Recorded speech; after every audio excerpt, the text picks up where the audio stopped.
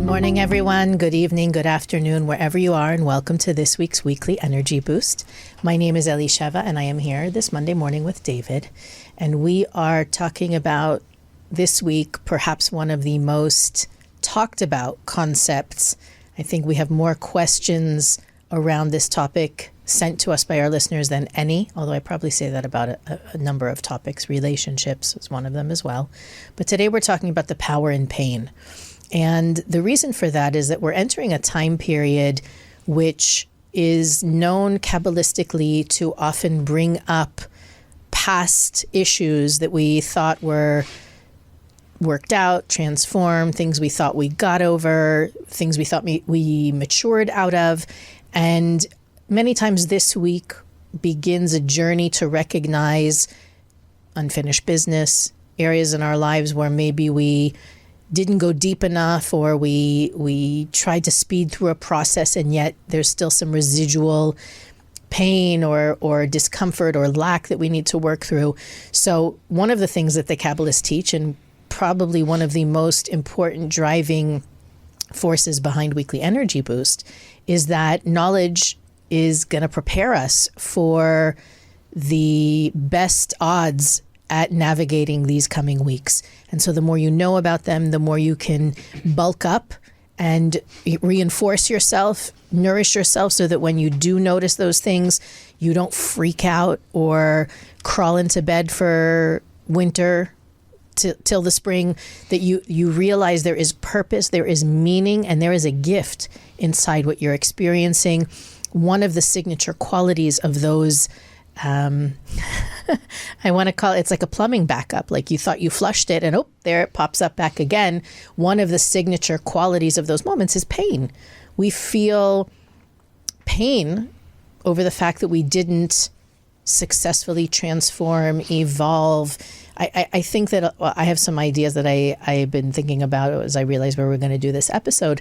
But I think a lot of the pain is created by self-judgment, that we had different expectations, sometimes of ourselves, sometimes of others.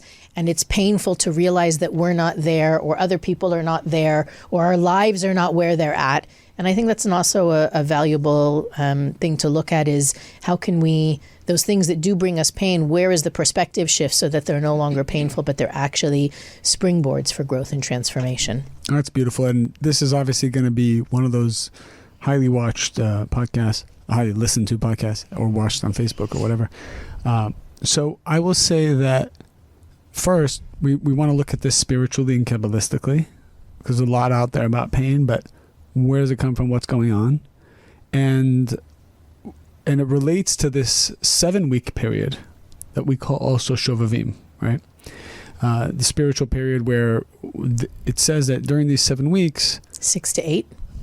Shovavim is 6. I'm sorry, 6. Shovavim is 6, and then some people say it lasts 8 weeks. And on leap years, it lasts 8. So it averages it to 7. So this week it's 6. This year it's 6. My apologies. Elisha was right. It is 6. So these 6 weeks begins a process of what the Kabbalists say are the elevation of sparks out of, and I'm using the terminology because it's powerful and we'll explain it, out of the klipot. Klipot are these shells that preserve sparks of light that we've lost through reactive, selfish behavior. And it doesn't matter how spiritual you are, it is inevitable that we all make mistakes. And sometimes those mistakes are even forced by the Creator, which is a whole another session we'll talk about, in order to lose those sparks, in order to go down into the klipot and re-elevate them, and even more sparks that are lost or captured there. So I actually thought what could be nice, we don't always do it, but to kind of give a history of how these sparks came to be, and then see how that relates to pain. Because it says that when the souls came to this world, originally it came as one soul. One soul. So there's different spiritual levels, so you have to kind of use your imagination here, but we all kind of descended different spiritual levels before we came into this physical body. And one of the prior levels was called the level of Adam. And this is the whole idea of Adam and Eve. It's a very spiritual concept. It represents the totality of all the souls of humanity that were encompassed in this one soul that's called Adam and Eve. They were one soul.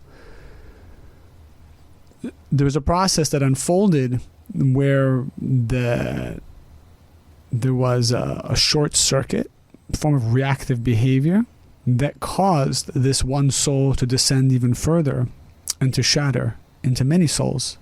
And in that process, a lot of these souls, or sparks of souls and sparks of light, were captured into the negative side. But all of this was by design. All of this was actually on purpose, because the whole point of creation is to go to the darkest level and then come back towards the light. This is the full circle completion of life, because in order to reveal 100% of something, you need to experience 0% of it. In order to get the greatest light, you must experience the opposite of that to build a vessel for it. And so the fall, quote unquote, of Adam represents how all the souls of humanity and all the sparks of light fell to the depths of negativity. And now we need to elevate those sparks. And every time a soul comes to this world and it does not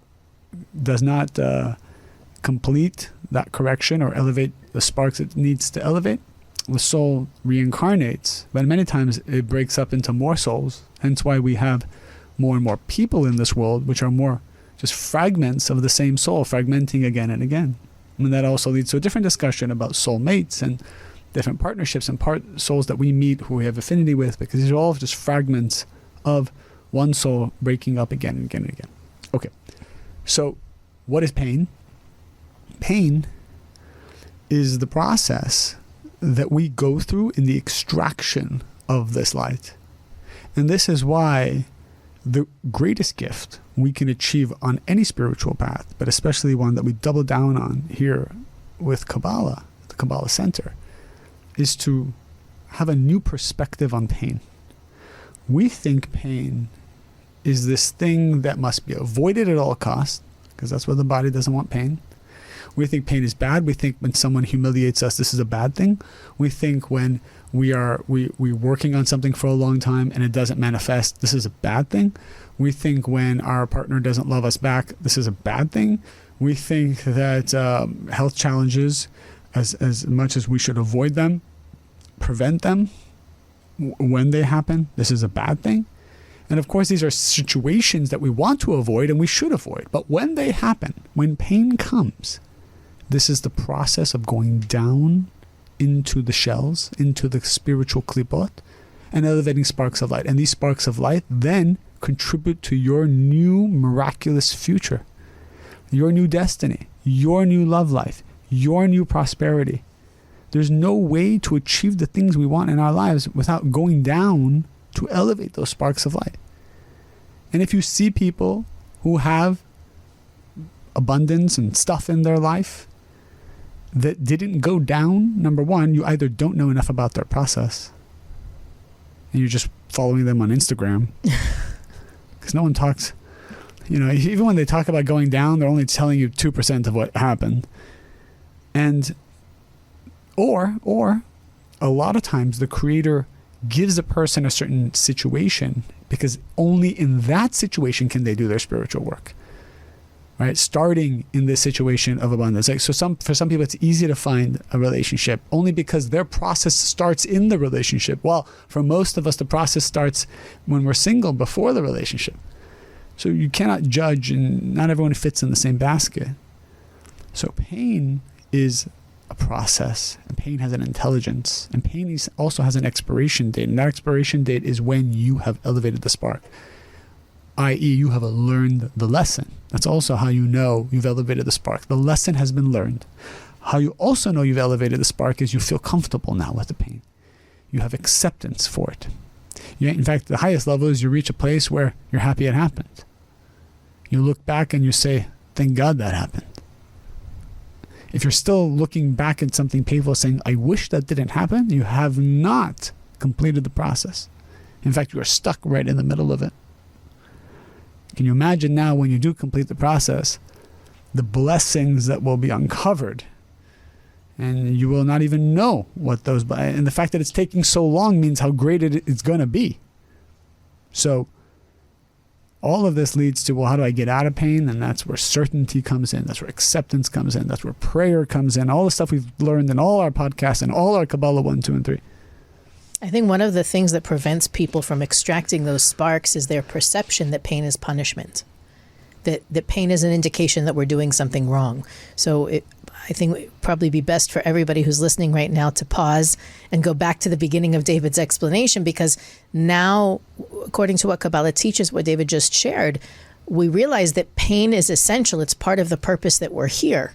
So in our quest to avoid or neutralize any pain or any discomfort that comes up that we may feel, we're actually increasing the future pain. And that's, to me, one of the most motivating teachings, to embrace the pain when it comes up, to be able to not only tolerate it, but to celebrate it and get to that place, like David said, that when you bless it, then you're glad it happened, is in that spot that you realize it's part of your purpose. You're here like a detective, or I don't know. It makes me think of the video games like from the 80s, like Zelda, that you had to collect coins, or, if you look at those moments of pain as opportunities to collect coins so that you can level up, you realize, well, wait a second, I've been pushing this opportunity away, delaying the quest, although, use the metaphor that motivates you. You realize that, wait a second, my job here is to retrieve those sparks. And it's a really important conversation, David, I think also because we all go through periods in our lives where it's dark. Sometimes we face periods of depression, of general low energy, bad mood, exasperation, why bother? Maybe it's in a particular area. Maybe you feel aimless, or it's kind of, what's the point at work, professionally, or maybe you feel it in a relationship, or you feel it in general. The Kabbalists teach that is a specifically important time in your life where you can reach sparks that are even lower than your normal baseline. And I know a lot of people look at those times where they feel bad and they think, this is bad. I should not feel this way. It means I'm doing something wrong. Kabbalah doesn't work. Spirituality doesn't work. I wouldn't feel this way if it was working. The Kabbalists teach that though everybody must go through those periods, and those periods are, imagine if you see that your levels below where you operate normally, you can reach even lower and extract the sparks from even lower places. What does it mean? And I think we need to talk about what it means to extract those sparks. But part of it is the realization. I think that when I heard this idea, part of what I needed to do was deconstruct that perception. I don't know if it comes from my upbringing or just in general the experience of life, that God is a punishing force, and that if I'm going through something difficult, it's because I'm being punished, or I did something wrong, or I broke a rule. I think a lot of people, whether consciously or unconsciously, they believe that God plays favorites and does good things for people he likes and makes life difficult for people he doesn't. Nothing could be further from the truth. And part of the trick in those moments, the way that we elevate those sparks, especially when we feel down, is by creating an affinity with that force called the light. So that when you feel terrible and you're able to be present with someone else, ask them how they're doing, do a kind act, be sharing, meditate, do something that reveals light, even though you don't feel like it. You're elevating sparks that you would not be able, there's light that you can't access when you're in a good mood. There's light that you can't reach when things are going well and you're feeling blessed and grateful and connected and inspired. There's light that you can only reveal when you feel you're in darkness. And so it's important. I love the conversation. I didn't know it was going to go this direction because, again, we're in this month of Capricorn that is, Kabbalistically speaking, one of the 3 negative months of the year, where the tendency is to feel heavy, sad, burdened, life is hard, things are tragic, this is the end of the world. And to be able to recognize that in those dark places, there is light that you can't reveal when things are good, when things are going your way. And then you need to worry, am I connected? Am I not connected? I'm in control. I feel like I'm in control. What's going on here? So part of the shifting out of that reward and punishment mentality, and also making sure that we realize that there is also divine purpose and opportunity in the moments of darkness, of sadness, of struggle. Another aspect of pain is, and this is why sometimes we have to realize that there's always two perspectives. There's the perspective of the light and the vessel. And in each scenario, you have to realize that what you do is often the opposite and contradictory. So, for example, before you're in any kind of painful situation, things are good. You do not hope for pain. You should not wish for pain. You should not look for pain. Meaning, not look for the suffering. Of course, you should push yourself and to be a giver and a creator that's outside your comfort zone. And that may be painful, yes. But we are not masochists. We are not here, because there are some people. But there were Kabbalists throughout history that screwed up big time by thinking that their purpose was to torture themselves. To torture themselves. That's right. So, and so there are people, and we need to identify if we are those people, where our belief system is that it is good for me to suffer. It's good for me to be abused. It's good for me to have people talk down to me. It is good for me to not take care of myself. It is good for me, and whatever the reason is, right? Whatever the trauma is, which actually stemmed from even lives before. It's so subtle. Most people don't consciously think that way, but it's like an undercurrent. It is an undercurrent, and really the way you can figure out if you do that is if at least something has happened at least twice. You've attracted the same type of boyfriend twice. You've attracted the same type of career that you don't like twice. The same kind of health challenge twice. There's like a pattern. As soon as there's a pattern, it means that there's an underlying acceptance almost that life, it's okay for life to be suffering a little bit. And so we need to all work through that, because that is that like attracts like. And so we are attracting those situations to ourselves, and it is very subtle and is very hidden. And it denotes a low self-esteem and self-confidence. Even if externally it doesn't look that way, deep down inside we think we're damaged. And so it is okay for people to continue to damage us. So that is something that we have to look into. Because if you don't look into it, you will be attracting unnecessary pain into your life. Now, let's say you're working on that and you're doing all the right things, and then pain comes. This means that this is 100% from the Creator to take you to your next level. And when the pain does come, that's when you get excited about pain. Do not get excited about pain before pain comes, because then you bring pain into your life. You do not want that. You have to get excited when the pain comes. That means at that moment, I accept that this is coming from the light of the Creator.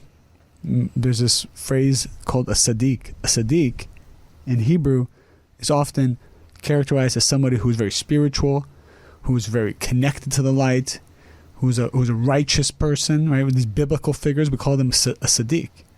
But it comes from the word matzdik, which means the person who accepts and brings a spiritual justification into everything negative that happens. Not because they're avoiding, but they have simple faith and certainty in the light of the Creator. And so when pain comes, they say, well, of course, if pain is here, even though I tried to avoid it, it's still here.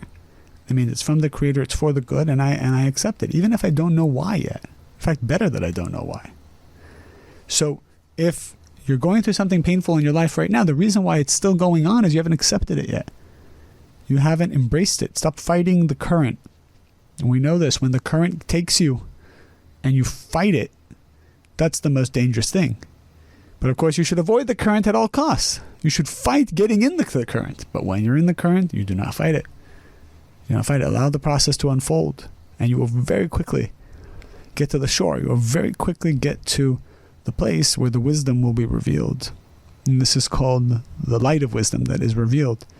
And when you accept something, this is the light of mercy. I'm throwing out terminology, some more advanced students or people want to know more. When I'm going against my nature, this is the light of mercy that is revealing from me. It creates a vessel for what's called the light of wisdom, which comes from the light of the Creator. And then it also brings wisdom with it. And the greatest pleasure in life is when wisdom is revealed to us, when we understand why. We understand that's what it is. It's not like the physical pleasures that we all have, like eating and sex and all these things. These are very, very, not illusionary pleasures, but fleeting pleasures. They come and they go. It's the real pleasure is consciousness. It's understanding. It's wisdom. It's seeing the future. It's vision. Feeling aligned with the light of the Creator. Another pattern I see that we engage with pain in, and David, I don't know how you feel about me bringing this up, but many times in a person's process and they're working towards something, it can be a relationship, it can be something professionally, it can be even overcoming one's own addictions or limiting behaviors. And right before a breakthrough is going to come, right before you're going to get married, or you're going to get that promotion, or you're going to land that multi-million-dollar deal, a painful situation comes to distract you. It can be physical pain. I mean, I know it sounds like I'm minimizing it, but it can be a physical issue. It can be humiliation, like David pointed out before. Some ugly past comes up, or a person from the past comes up that awakens issues or challenges or pain. Sometimes it sounds funny to say it because I mentioned it before, but it's like an addiction can resurface, and resisting the temptation to fall to that addiction. And I don't even mean only heart addictions. It can be approval. It can be any, and this is one of those signature qualities of this period called the Shovavim, is suddenly you find yourself craving that instant gratification that you totally triumphed over years ago. Suddenly it's back, or suddenly you want that cigarette, or suddenly you want, it almost seems, when you talk about it this way, it seems like it's ridiculous, but I see how it happens for people when they're working toward a really meaningful and powerful goal in their lives. Something comes to distract, something painful, a pain point is awakened to distract them from completing that process. Now, what the Kabbalists teach is that those moments actually, the pain isn't real, meaning it's, again, one of those old movies, old scenarios that's coming back to tempt us into shrinking our vessel. David mentioned the vessel before. It's like, you want this, you're working on closing this huge deal, or getting that promotion, or graduating, or whatever it is, and then suddenly something comes. I'm going to use like a toothache as an example because it's pretty benign. It's happened to everybody. The toothache comes up and all you can think about is the toothache. How can I get rid of the pain? How soon can I get to the dentist? Does anybody have any morphine that I can borrow from a previous surgery or something? What is it? What else do they give for pain? I guess we're not addicted to those pills. No, I know there's another one that makes you nauseous. I can't remember. Not on the tip of your tongue. I remember somebody telling me about it. But it's those, all I want is to be rid of this pain. Now, is that really all you want?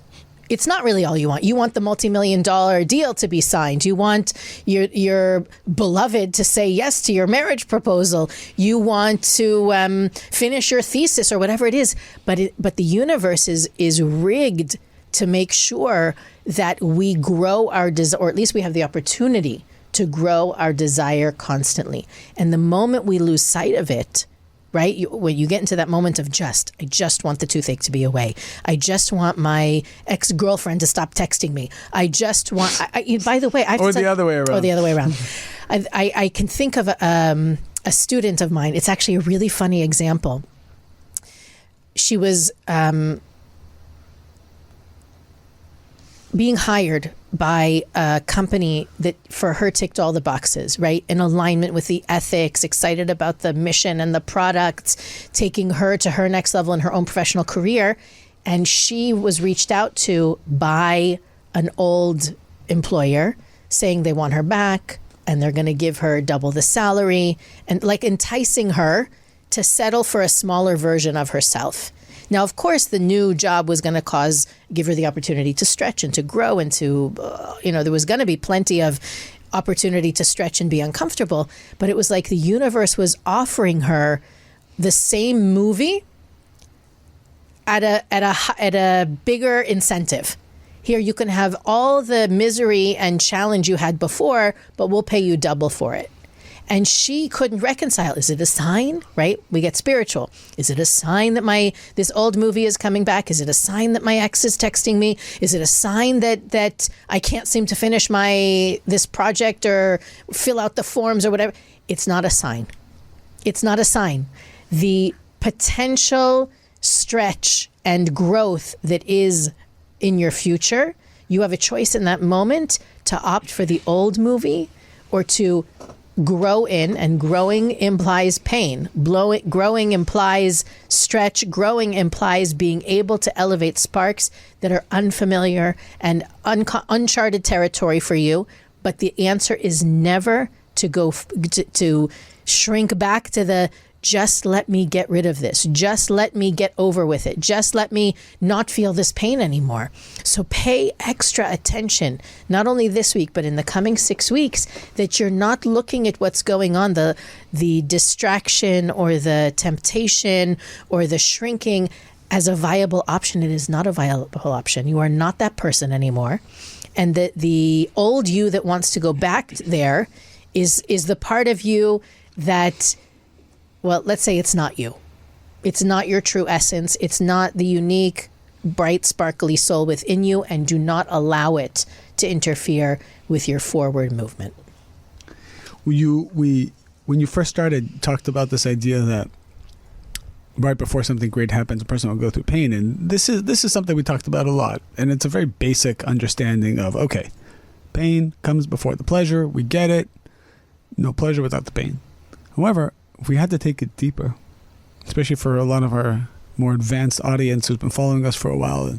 So this is a very advanced concept, but I think it's important to talk about it once in a while because we have to introduce it, is that it's not just like a tit for tat. Okay, in order for you to quote, earn this pleasure, we got to just make you suffer a little bit. It's not like that exactly. There's a little more elegance to the pain that we go through.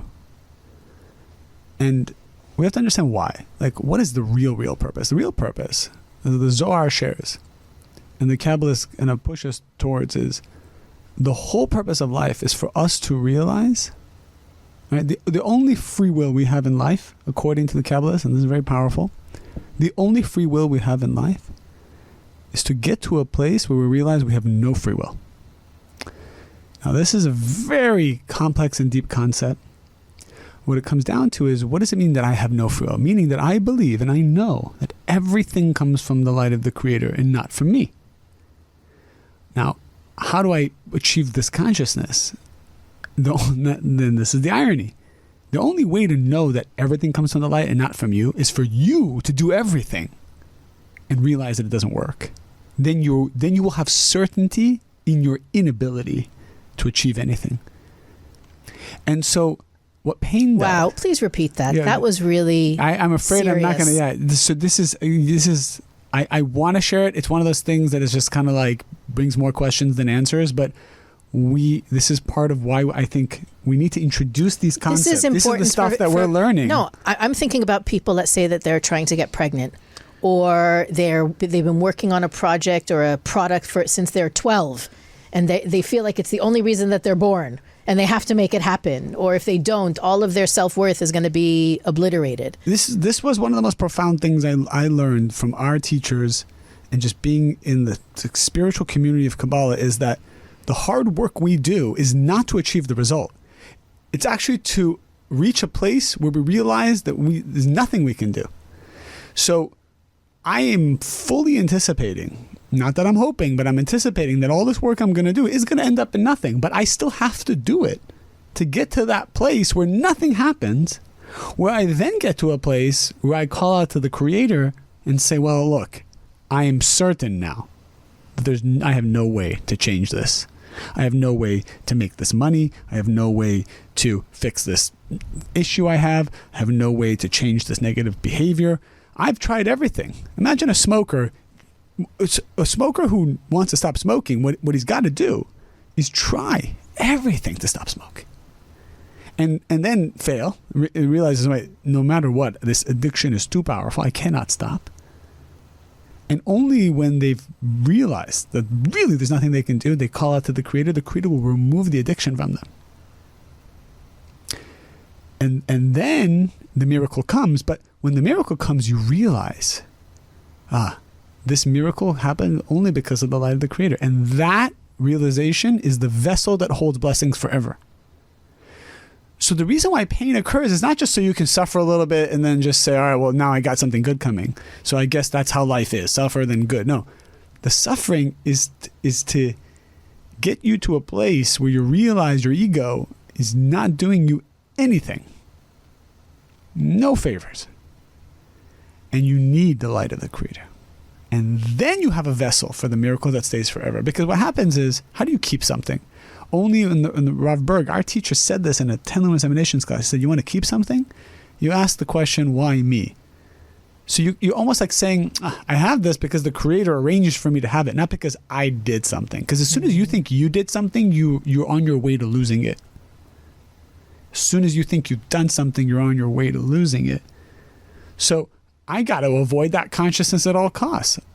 The worst thing is when people think that they did something. And I've fallen into this trap many a time. I imagine you have. And it's always resulted in losing the very thing I just got. Who wants to go through that again and again and again? And we see in our society constantly this seesaw, this roller coaster of people who have and they have not. And they have and they have not. Why? Because as soon as they have, they either didn't have the consciousness that it came from the light of the Creator, or they did, but at some point everyone said, no, you're the man. You're the man. And they're like, yeah, maybe I am the man. And then you fall. You are not the man. Now, when you're trying to achieve something, you need to believe you're the man or the woman. Okay. You need to believe it. Because and this is where the contradiction comes in, because if you and I are going to go give a lecture, on one hand, you have to believe you are a powerful, powerful, powerful speaker. And yes, a powerful channel of the light. But if you don't have self-confidence when you're giving, you're not going to give well. And your audience is not going to hear you. So this is probably one of those things you got to hear again to fully grasp it. And this is one of those concepts that is not understood intellectually. It is something that is given to us in a divine way when we experience it ourselves. There are things that you can read in a book, and there's things that you can only understand when you go through it, because the wisdom is revealed to you. Okay. I haven't done this in a few weeks, but I want to end this week's episode with a tidbit from Karen Berg, who wrote exactly about this week's energy in 2018. And the story that Karen shares there is one I share with my students so often, maybe a little too often, but I think is really perfect. So get comfortable. It's only 2 minutes. And then David, can I take off my headset? You can go, David. I can take off my headset? Thank you so much for joining us today. Okay. So where should I begin it? There's a parable I would like to share with you this week about a man who was asked by the Creator to push against a rock. This was to be his work in life. The Creator showed him a large rock, explaining that he was to push against this rock with all his might. This the man did, and for many days he toiled from sunup to sundown, pushing with all his might.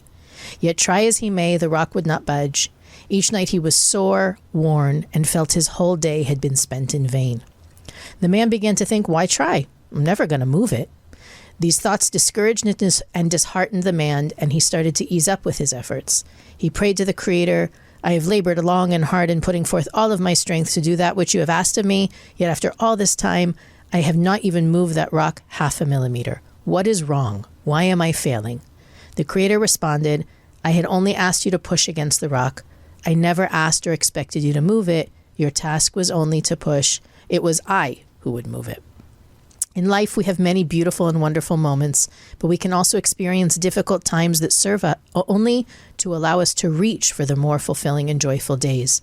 We may face insecurities, we may face fear, we may face 1,000 no's, we may face great negativity on the path to our dreams, but we can and will make it to our goals If we continue to have certainty in ourselves, the process itself, and the Creator, we have all come to this world, each with a special and unique mission just for us, but we do not have to do it alone. The Creator is there for us, helping and guiding along the way. This week, you may feel the universe pushing you to grow and become more of who you came to the earth to become. This uniqueness, splendor, and rapture that is you is preparing to be born. Let yourself be willing to be free. Let yourself be willing to feel the warmth of the sun on your face and the wind in your hair. This week, we are given the gift to see what is holding us back. Identify them with love, gentleness, and most of all, courage. Write them down, each on a small piece of paper. Are you afraid of failure? Perhaps you doubt your abilities or lack desire. Write them all down and then toss them into a fire. Feel the Creator's hand in your life, removing, one by one, everything that stands in your way to the life you are meant to live. Stand tall and face the beauty of the future and the new sun rising in the distance, and like the flower in its bud, know the day, your day, has finally come, for it has become far too painful to stay the same. Weekly Energy Boost is available on all podcast platforms, YouTube, Facebook, Instagram. You can also visit us at weeklyenergyboost.com, where we share there some things that we think are interesting and important for our listeners, as well as support us in reaching more people and doing more exciting things by clicking the donate button and contributing toward the podcast itself. The best thing you can do, the most important thing you can do, is stop everything right now and rate, review, and share the podcast wherever you're listening to it. It really does make a difference. It helps us get in front of more eyes and in front of more ears and help make a difference in the lives of people all over the world. So keep it up. There is power in the pain and there is power in the process, so embrace it. And we'll see you next week on the Weekly Energy Boost.